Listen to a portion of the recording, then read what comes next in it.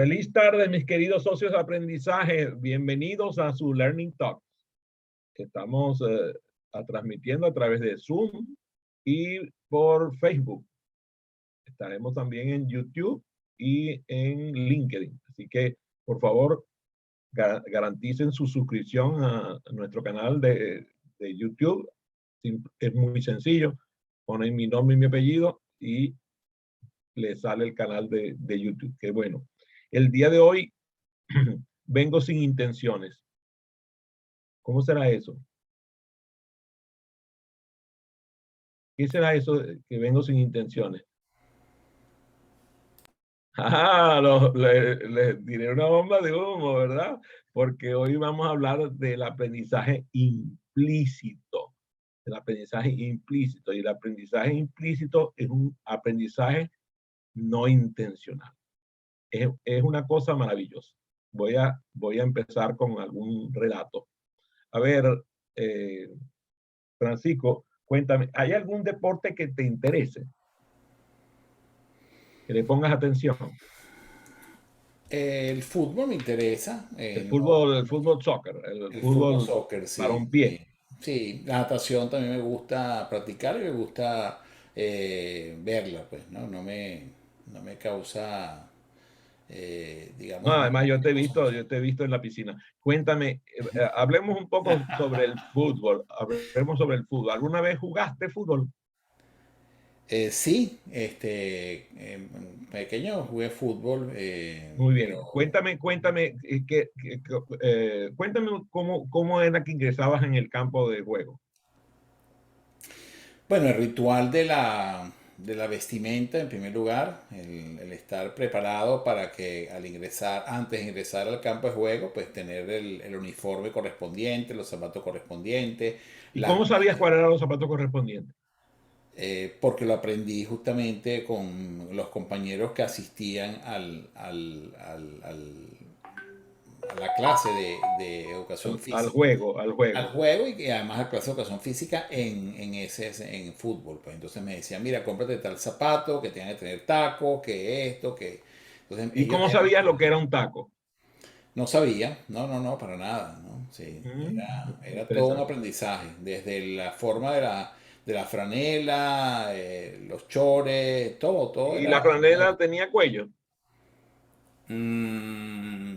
Déjame ver, oye, no te, ahora que me Fíjate, acuerdo. Tilly está haciendo así con la cabeza. ¿Cómo sabe Tilly que la camisa del fútbol no No tiene cuello? tiene. Sí, no tenía. Es que me fui a la imagen de cuando tenía. Sí, no tiene cuello. Ajá, excepto la de un jugador. Hay un jugador que a veces sí tiene cuello. ¿Cuál será?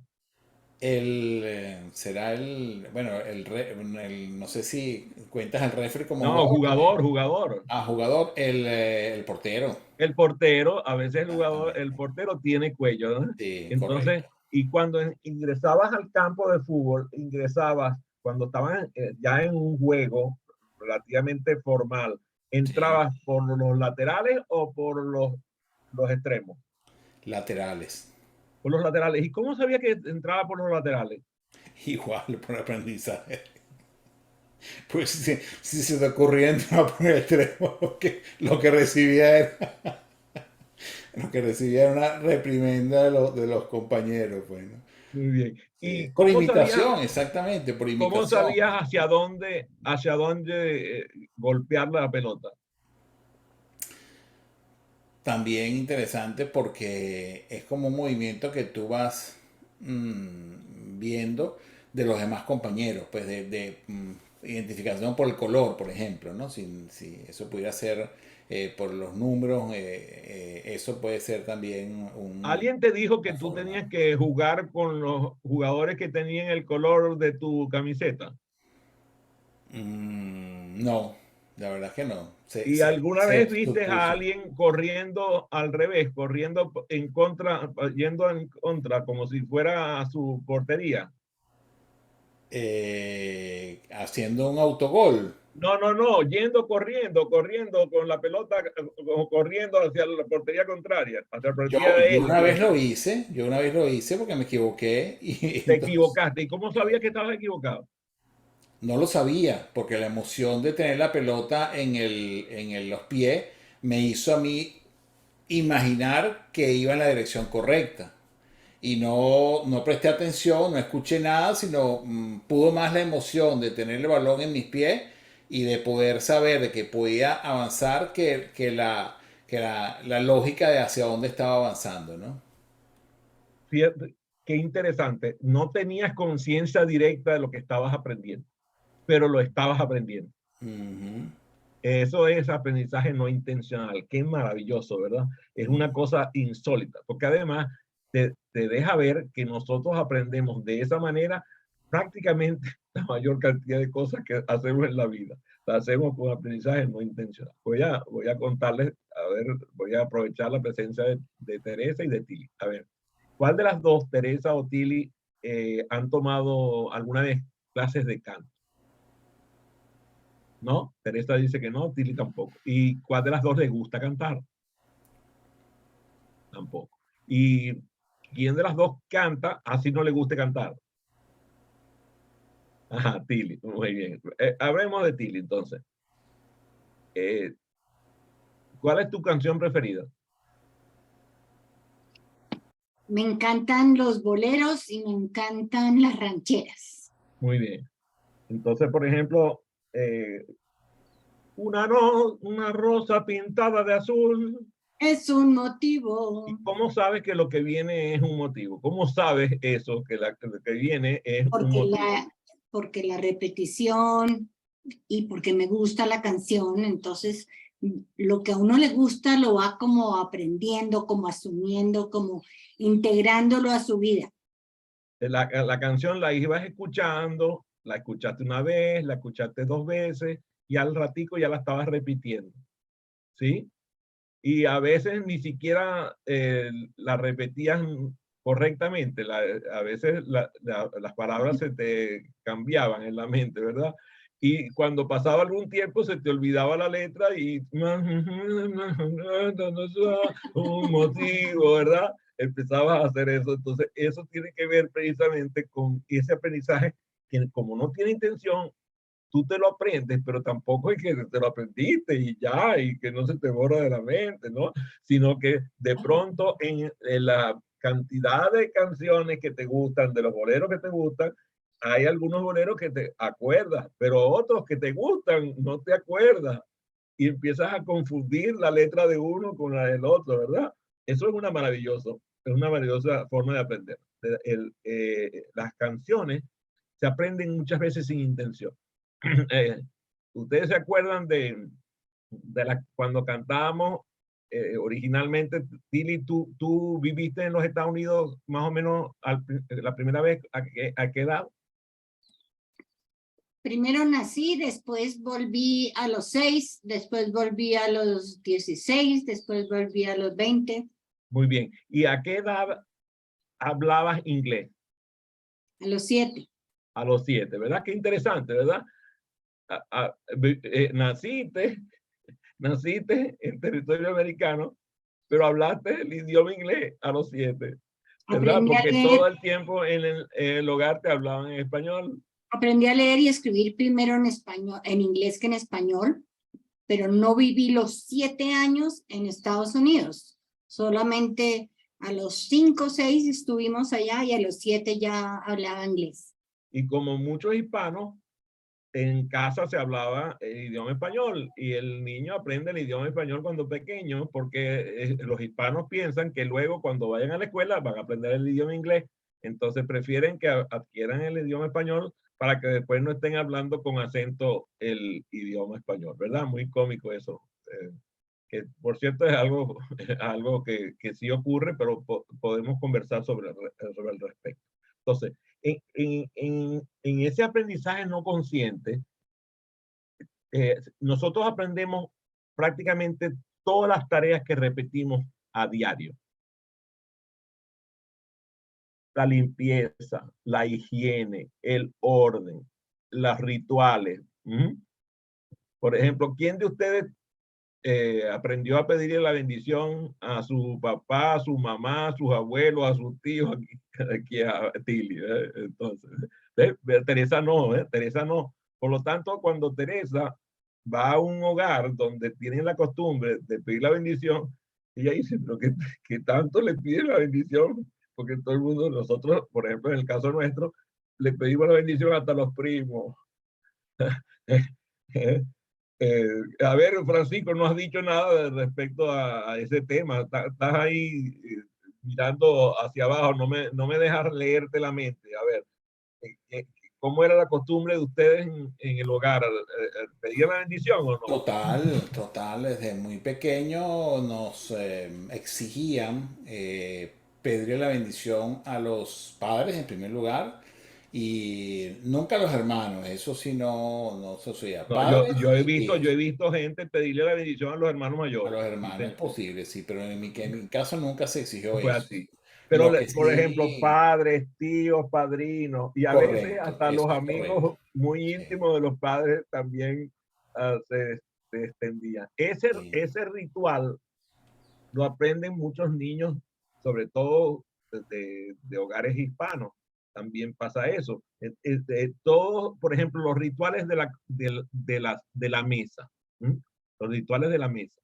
En el caso de, ya Teresa está haciendo así con la cabecita, porque en el caso de ella, incluso es un hogar de si no recuerdo mal, el papá de Teresa, militar, ¿verdad?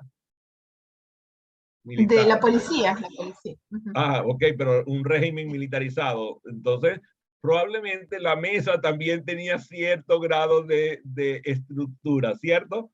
Entonces, Cierto, siempre los regañaban a mi hermano porque se sentaba a comer así. Decías, quita los codos de la mesa. incluso, ¿cómo era el proceso de iniciar la ingesta de los alimentos? No teníamos muchos, creo que, bueno, esperaba que todos estemos sentados, que todos tengan el Había que plato. esperar que todos estuvieran sentados, es una cosa interesantísima, ¿eh? Y los niños pequeñitos, pequeñitos, ya aprendían eso, que tenían que esperar. Y cuando ellos venían y metían la cuchara para empezar a comer, le decían un momentico que no estamos todos en la mesa, ¿cierto? Cierto. Ujú. Y ahí decía Tilly, estaba haciendo el gesto de orar por los alimentos. ¿Mm? ¿Sí? En el caso de Teresa no lo aprendió. ¿Cómo fue en el caso de Francisco? ¿Cómo era el ritual? ¿Había la acción de gracia por los alimentos?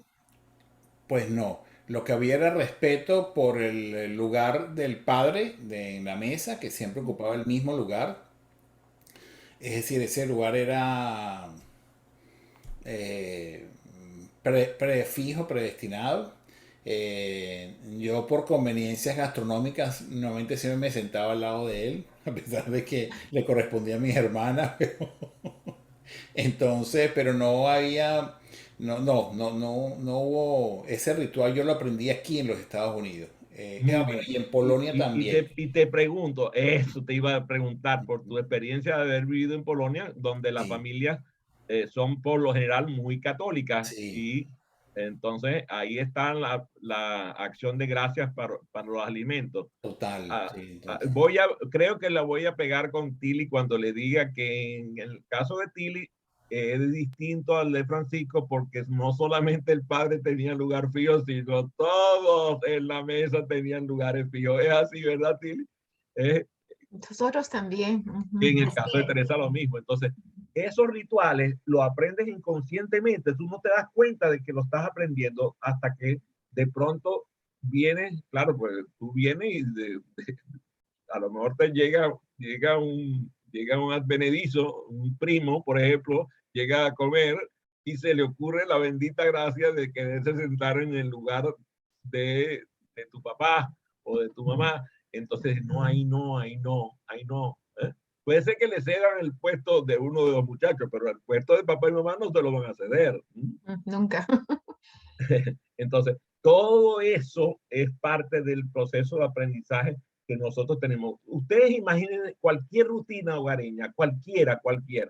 La lavada de los platos, la limpieza hecha. Si, por ejemplo, si tenías un hogar donde había un personal de trabajo doméstico, el personal de trabajo doméstico era el que ejercía las labores de limpieza. Los muchachos de la casa no tocaban nada. ¿Cómo es posible? No, no, muchachos, no. En el caso mío, si tú no lavabas, no limpiabas, no ordenabas, pues iba a caer la marabunta, porque mi mamá te iba a venir detrás dándote, tú sabes, tu taquiti, porque no habías hecho tu labor como era debido. Había que ordenar la cama era militarmente ordenada, tanto la mía como de mi hermano, y yo tenía que ordenar la de mi hermano, pero mi hermano siempre la dejaba mal puesta. Y era interesantísimo, ¿no? Entonces, claro, que no me oiga mi mujer, porque yo a veces me revelo un poco aquí, porque claro, lo hice tantos años en casa que digo, momentico, déjame liberarme un ratico en esta casa que es donde vivo ahora. Las acciones y formas de actuar que nosotros aprendemos en nuestro hogar, además, imagínense cómo se traslada todo eso a el espacio laboral, al espacio laboral. Entonces, de pronto tú llegas a una oficina y te das cuenta, ves los espacios de oficina y ves los escritorios y dices, así como el escritorio que tiene aquí, así debe ser el lugar que tiene en casa. Porque las costumbres que adquirió en el hogar las traslada a la oficina. Cuando tú vas al baño y ves que una persona no es, por ejemplo, yo llego al baño, me lavo las manos, termino de lavarme las manos y con el papel con el cual me sequé, limpio el lugar y lo dejo así como lo haya encontrado. No importa si lo encontré de forma desordenada, lo limpio y lo dejo limpio. Lo mismo, si yo, por ejemplo, eso me pasa que alguien viene, usa el urinal y no le da a la bomba, yo voy y le doy a la bomba. Yo no puedo soportar que alguien se vaya y deje el urinal sin darle a la bomba. Eso está metido ¿cómo se llama? En mi disco duro. Todas esas rutinas del hogar se trasladan a la rutina de la oficina. Todas las rutinas de la oficina se trasladan a las rutinas públicas. También pasa lo mismo en el orden público. Nosotros empezamos a crecer y nosotros podemos aprovechar toda esa manera de aprender de la gente para que establezcamos una metodología que haga que el aprendizaje rutinario, el aprendizaje implícito ocurra. Podemos diseñar nuestras experiencias de aprendizaje para crear rituales, para crear estructuras, de tal manera de que el socio de aprendizaje también vaya aprendiendo. Claro, nosotros lo hacemos intencionalmente, pero el socio de aprendizaje aprende de forma no intencional. Sí, igual que podemos hacer lo de los rituales de la comida, los rituales del lenguaje del hogar, ¿no? El lenguaje a ver, hablábamos de pedir la bendición, ¿no? Pero, por ejemplo, pregunto, Teresa, ¿tú a tu padre lo tratabas de tú o de usted? En Perú de tú. En Perú de tú, pero mis compañeras que tengo una compañera de Colombia, hasta su esposo lo trata de usted, y en Chile también tenía amigas de Chile, como vivimos en la frontera, trataban de tú hasta a sus hijos. Los padres tratan de usted hasta a sus hijos. Es completamente diferente, pero mi mamá le decía tú a mi abuelita, entonces yo también les decía tú a mi papá y a mi mamá. Muy bien, entonces aquí aparece una figura que se llama el idiolecto. El idiolecto, que es la manera en que nosotros hablamos el idioma. Ese es el idiolecto, la manera en que nosotros hablamos nuestro idioma. Existe un idiolecto familiar, donde la forma en cómo hablamos en el hogar se convierte en el idiolecto nuestro. Y cuando vamos a otros espacios donde el idiolecto es distinto, nuestra mente tarda en adaptarse, pero se adapta. Pero entonces cuando volvemos al hogar, volvemos a cambiar la sintonía y volvemos al idiolecto familiar. El lenguaje incluso también ocurre en ambientes laborales. Yo te aseguro, y no me voy a equivocar con eso, que el idiolecto que utilizaba Tilly cuando trabajaba en el Bank of America era un idiolecto particular del banco. Los vocablos, las siglas, los términos que se utilizan en el ambiente donde ella trabajaba eran propios de la manera de trabajar de ese banco. Si ella hubiera trabajado en el Bank of America y luego hubiera ido a otro banco americano, porque ella sí fue a otro banco, pero no a un banco americano. Entonces, de hecho, yo la conocí trabajando para un banco, que no era el Banco de América. Entonces, cuando cambió al otro banco, la forma de hablar el idioma del otro banco no era la misma manera que ella estaba acostumbrada en el banco anterior. El lenguaje, el idiolecto del banco cambió. Y lo bueno de la mente nuestra es que es capaz de aprenderlo de forma casi que automática, rapidísimo. Cambiamos la sintonía. Esa manera motora repetitiva que tenemos de cambiar, esa ejecución automática, nosotros como facilitadores la podemos sacar provecho. De tal manera de que nosotros logremos que el socioaprendizaje se adapte al idiolecto nuestro. Hoy me pasó con una persona. Esa persona fue convocada a un evento nuestro del grupo de facilitadores profesionales para que facilitara en el modelo nuestro. Cuando empezó a escuchar los términos de la conversación, simplemente no pudo adaptarse. No le, como dicen en México, no le caía el 20, no entendía cómo era eso. Ayer pasó también con otro. ¿Cómo es eso que van a facilitar una experiencia de aprendizaje en 15 minutos? Su mente no le permitía procesar esa figura del microlearning. No está acostumbrado. Entonces, era muy difícil, pero el de ayer se adaptó, el de hoy no. La posibilidad que nosotros tenemos de lograr que la gente adquiera conocimientos, habilidades y destrezas, incluso actitudes y valores, sin ninguna intención, es posible. Nosotros podemos diseñar la experiencia de aprendizaje de tal manera de que haya estrategias que permitan el aprendizaje implícito. Para nosotros es aprendizaje no intencional, no así para el socio de aprendizaje. Son estrategias de aprendizaje para ellos no intencionales, pero para nosotros es completamente intencional el diseño. Entonces, esto es importantísimo porque eso hará que la gente reaccione con base en la estrategia que tú logres establecer. Que tú logres que el socio de aprendizaje adquiera los conocimientos, desarrolle las habilidades y destrezas, procese todo lo que tiene que ver con los valores y las actitudes, de tal manera de que sin siquiera saber, te las haya aprendido. Tú puedes diseñar los rituales de la experiencia de aprendizaje. Puedes diseñar, utilizar metodologías diversas para lograr que el socio de aprendizaje aprenda de forma implícita. Eso tiene grandes beneficios. Revisémoslos. A ver, piensen qué beneficios puede tener esa forma de aprender. A ver, enciendan los micrófonos. Anda. Que si somos un buen ejemplo al actuar y las personas quieren o empiezan a aprender cómo lo hacemos nosotros, pues vamos a lograr los objetivos. Pero tenemos que ser el ejemplo, ¿no? No darlo, sino serlo. Muchas gracias, Tili. Gracias. Buen aporte. Adelante. Adelante, Teresa. Francisco.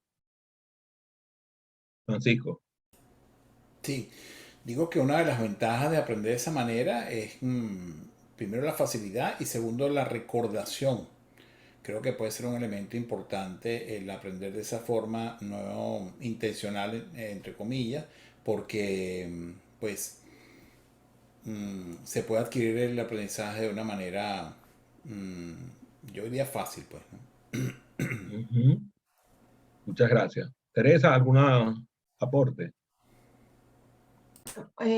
Dejar abierto, ¿no? Dejar abierta no sé, la conexión, dejar abierta la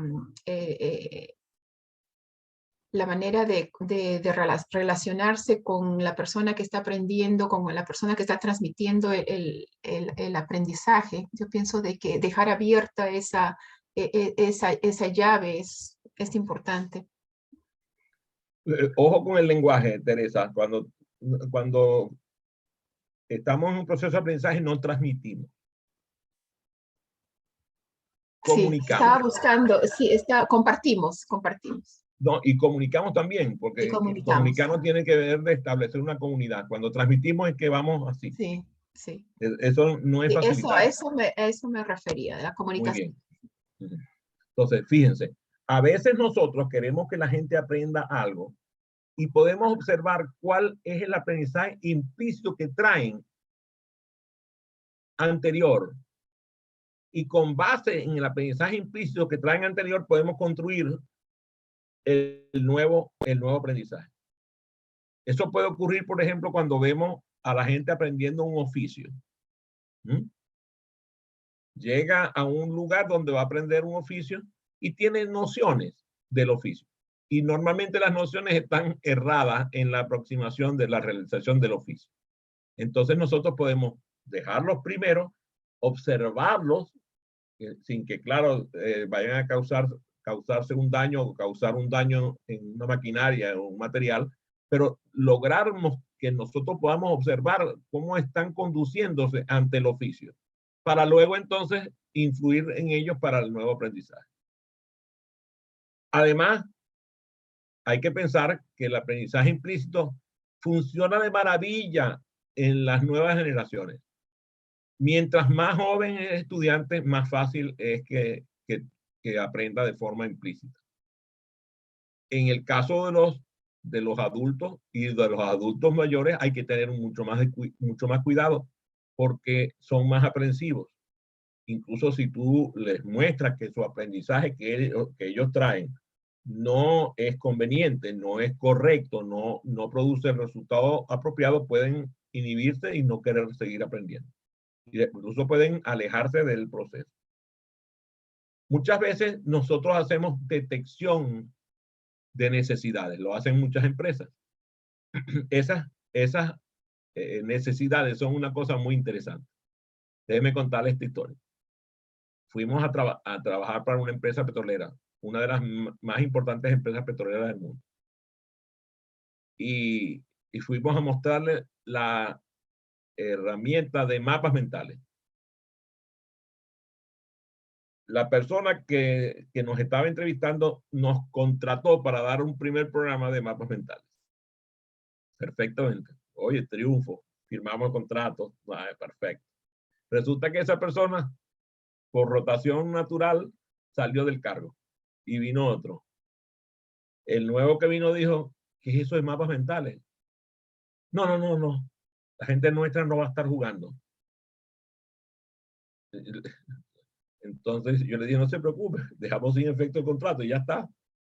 Porque si yo iba a querer vencer esa resistencia, vamos a hacer mucho más esfuerzo que ir a buscar un cliente que de verdad desea aprender. Nadie necesita lo que no conoce. La verdad es que eso no es cierto, ¿no? Sí lo necesita, pero no lo sabe. No sabe que lo necesita.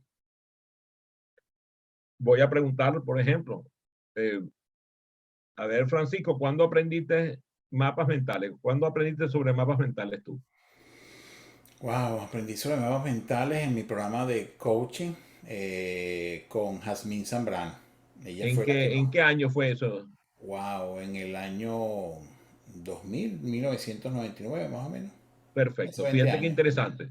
Sí, Los programas de formación en mapas mentales comenzaron para mí en 1982. fíjate. Dentro de la empresa nuestra de PCOS International comenzamos en 1993 a dar los programas abiertos al público. Ya. Fíjate que ya para el momento en que tú lo aprendiste, llevábamos 6 o 7 años de utilizar los mapas mentales. Tú no sabías ni lo que eran. La Para primera vez nada. que los viste, seguramente, oye, qué interesante, ¿verdad? Te atrajo el interés, ¿sí así?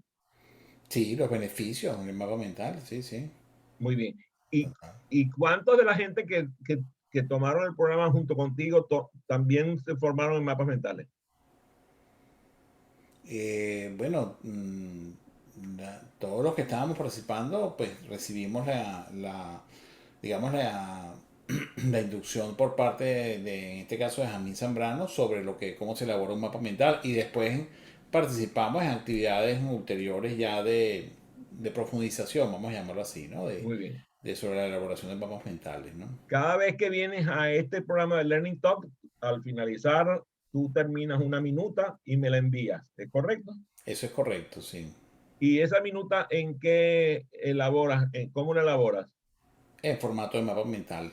En mapas mentales. Interesantísimo, ¿verdad? Sí. Ahora la pregunta correcta. ¿Cuántas personas de las que tú recuerdas que estaban en el programa de Jamín Zambrano las viste usar mapas mentales autónomamente? Oye, muy poco. Muy pocas. Eso pasa mucho. La gente adquiere la herramienta mientras lo estaba practicando, eso le interesa, pero después dice, no, Sí. no, dibujitos, colorcitos, no, eso me da mucho trabajo y olvida. Resulta que nosotros hemos comprobado que los mapas mentales permiten una recordación del 75% Es muy fácil. en la distancia y en el tiempo. Mientras que las notas comunes recuerda el 10% de lo que anotaste. Eso la gente está bien, lo sabe, pero no lo realiza. No lo realiza porque les cuesta trabajo mental hacer el uso de los mapas mentales. Nadie necesita lo que no conoce.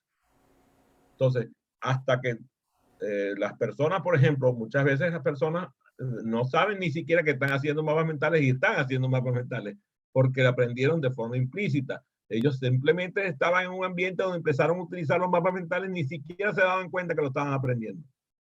Y resulta que ahora es hábito para ellos. Si nosotros colaboramos con que el socio de aprendizaje se oriente a que desee utilizar lo aprendido, a que desee estudiar aquellos conocimientos, aquellas habilidades, aquellas destrezas, aquellas actitudes, aquellos valores, podremos lograr que busque los que no conoce. En el aprendizaje implícito, lo que pasa es que empezamos a obtenerlo en el hogar. Y mientras más proclives sean los padres a que sus hijos aprendan y adquieran ciertas costumbres de forma natural, sin obligación, digamos, sin ponerlos al escarnio, ni gritarles, ni hacer nada que los haga sentir obligados, sino simplemente por el propio convivir, como decía Tilly, el propio ejemplo de los padres que hace que el hijo adquiera esa conciencia, digamos, que es no intencional, pero que llega un momento que se convierte en una forma de vivir. Muchas veces esa actividad física que realiza el niño en la casa, esas actitudes que adquiere, aquellas actitudes que adquiere en el hogar, yo lo veo, por ejemplo, estábamos viendo Tilly y yo las fotos de mi nieta Sofía, y vemos a Sofía metida en un charco en el patio de la casa de su papá, mi hijo, una niña de 4 meses metida en un charco. Entonces, ¿usted cree que esa muchacha va a tener alguna vez temor de meterse en un charco? Tú lo ves, él se agarra, se monta la muchacha encima y sale por esos montes con la muchacha. Y claro, la mamá está tú sabes, pensando que le puede pasar algo, y él carga a su muchacha al hombro, vamos para adelante, vamos para adelante, vamos para adelante. Ya ha hecho camping, ya ha ido al bosque, ya ha ido a la montaña, ha ido a la playa. Estamos hablando que acaba de cumplir 5 meses.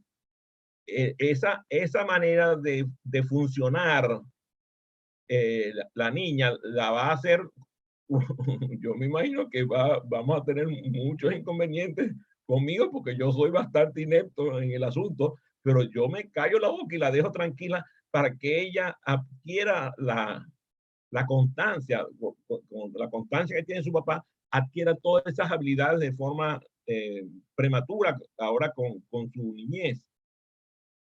Claro, hay algunas cosas que no funcionan en el aprendizaje implícito, porque si tú, por ejemplo, empiezas a adquirir alguno de estos elementos, conocimientos, habilidades, destrezas, actitudes o valores, que corresponden, por ejemplo, a una profesión, pero no lo haces de forma apropiada, cuando te toque no lo vas a adquirir. Déjenme mostrárselo. Alguna vez, por ejemplo, hemos visto personas manejar el instrumental médico. ¿Sí? Incluso se saben los nombres de los instrumentos. Ahora, esas personas podrán utilizar los instrumentos quirúrgicos por haber aprendido a manipularlos, por haber aprendido a limpiarlos, por haber aprendido a ordenarlos, por haber aprendido a saber cómo se llaman. ¿Verdad que no? Entonces, en este caso, el aprendizaje implícito tiene sus limitaciones. Hay algunos tipos de aprendizaje que nos llevan a que se adapta a una determinada circunstancia, pero esa circunstancia no nos lleva a otra. Nosotros lo que tenemos que lograr es que la persona se dé cuenta, esté consciente de sus limitaciones, pero no para que se quede con las limitaciones, sino para que las supere. Supongamos, por ejemplo, que tú llevas a tu hijo o a tu hija al taller mecánico para que adquiera las habilidades de conocer las herramientas, ¿verdad? Conozca cómo funciona un taller mecánico, conozca cómo funciona un auto, conozca todo lo que tiene que ver con mecánica. Yo lo veo por mi esposa, porque el papá de mi esposa tenía un taller mecánico y ella aprendió todo eso, desarmaba los motores y ella se acostumbró a la grasa, se acostumbró a hacer el desglose de las piezas, incluso los motores los separaban completamente y ya se acostumbró a eso. Pero tú le dices a mi esposa que vaya y toque el motor de un auto para que le haga algún cambio y no sabe absolutamente nada. No dio los pasos de conocimiento que necesitaban adquirir para que esa información que aprendió implícitamente por estar inmersa en un ambiente de un taller mecánico fuera más allá. En ocasiones incluso, a mí me pasó que el aprendizaje que obtuve desde el punto de vista implícito en un taller me detuvo en el aprendizaje de la habilidad de forma profesional.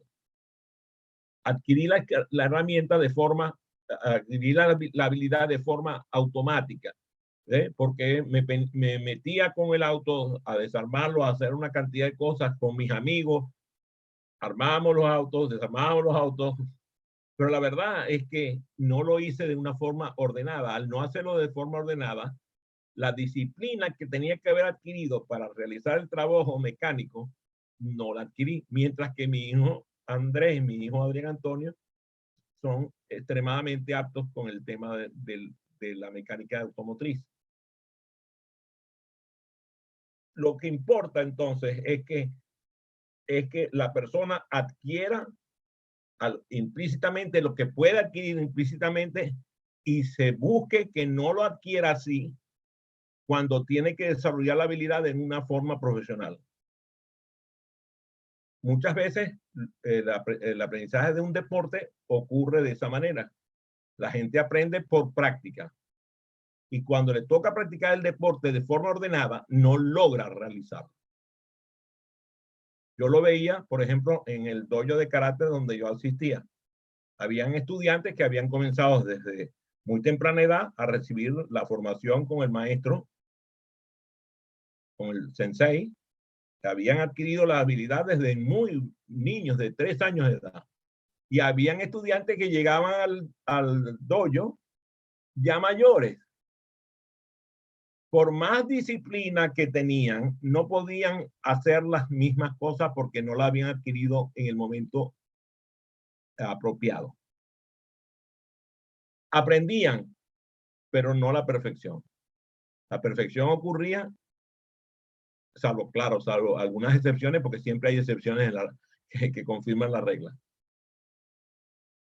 Entonces, nosotros necesitamos estudiar más sobre el aprendizaje implícito para cuando los facilitadores vayamos a hacer nuestro trabajo, podamos diseñar la experiencia de aprendizaje para utilizar ese conocimiento que tenemos acerca del aprendizaje implícito a favor del aprendizaje que nosotros queremos lograr.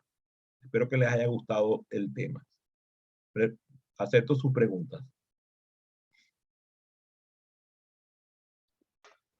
Muy Adelante, interesante el adelante, tema. Teresa. Oh, perdón.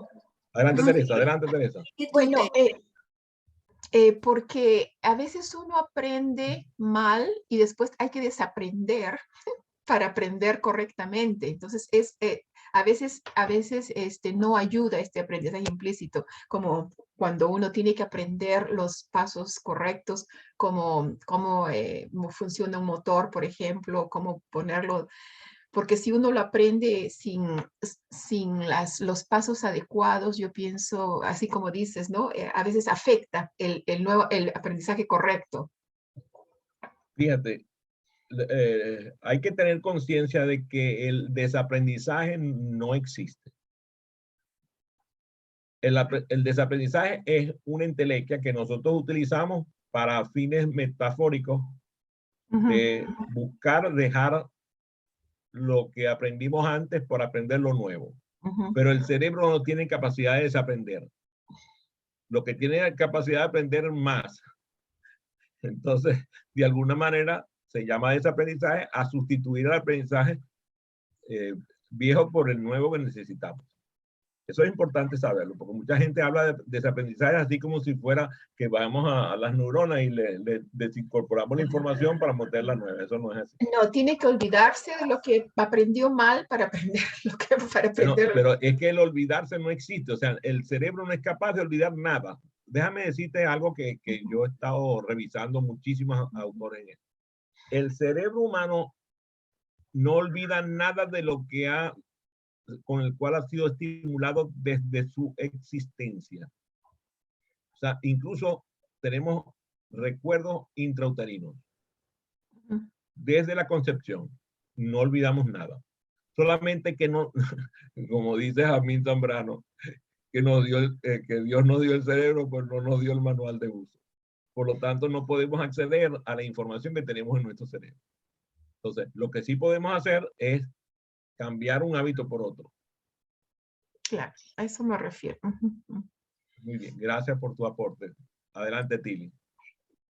A mí me pasa cuando tengo participantes en mis talleres de ventas, que muchos de ellos han empezado a vender de una forma empírica. Unos han logrado sus objetivos, otros no. Sin embargo, cuando se revisa un sistema de ventas que ha sido probado y efectivo, les da trabajo. Sin embargo, eso que traen empíricamente, volverlo formal, no es tan complicado, porque ya tienen una base. Entonces, muchísimas veces aprenden más rápido lo nuevo que las personas que no han tenido experiencia previa. Excelente ejemplo. Excelente ejemplo. A mí me pasa, por ejemplo, con aquellas personas que antes vendieron un intangible y tienen que vender un tangible, o al revés. Alguien que vendía tangible y tiene que vender un intangible. El que vendía tangible con éxito puede fracasar vendiendo intangibles. El que vendía intangibles con éxito puede fracasar vendiendo tangibles. Porque la experiencia de uno no se traslada de forma automática. Hay que aprenderla. Hay que aprender la nueva rutina. Hay que aprender el nuevo esquema. También pasa con los deportes. Seguramente han escuchado de algunos atletas que antes jugaron un fútbol con éxito y buscan trasladarse a otro deporte. Y resulta que en el nuevo deporte fracasan estrondosamente. La preparación física que tiene un atleta de fútbol para resistencia, para, tú sabes, correr esas enormes distancias que corren los jugadores de fútbol, soccer, pues no es la misma que tienen los jugadores de béisbol. El jugador de béisbol tiene otras habilidades. Entonces, claro, cuando vemos, por ejemplo, los jugadores de fútbol americanos que han buscado ir a otras disciplinas y se han estrellado porque después de haber sido extremadamente exitosos como jugadores de fútbol americano, no han servido para el nuevo deporte. Hay varios ejemplos de jugadores de basquetbol que han ido a jugar béisbol, por ejemplo. Interesantísimo ver cómo ese proceso ocurre y no siempre exitosamente. Mejor dicho, por lo general no es exitoso. La flexibilidad, por ejemplo, que se tiene en un deporte no se tiene en otro. A veces lo que necesita no es flexibilidad, sino fortaleza. La fortaleza significa que los músculos no tienen la misma flexibilidad. Entonces, todo eso va formando como digamos, un modus vivendi dentro del deporte que no es el mismo que se traslade para el otro, por más condiciones físicas que tenga el atleta. Ahora, lo mismo ocurre con los empresarios. Hay empresarios que a mí me sorprenden gratamente. Por ejemplo, Mauricio Campillo, que es un amigo mío de allá de Medellín. Yo lo conocí presidiendo una compañía de telefónica, de telefonía móvil.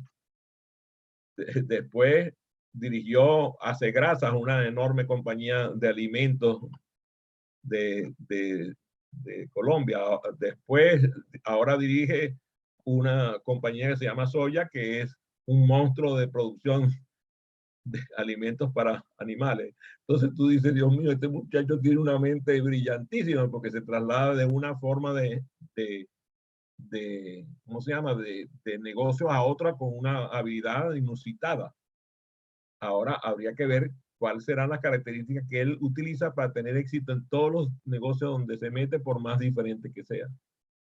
Por cierto, lo aprovecho para si alguno está conectado que conoce a Mauricio Campillo, le lleve un saludo de mi parte. Bueno, me encanta que les haya agradado el tema de hoy y nos vemos la semana que viene en Learning Talks.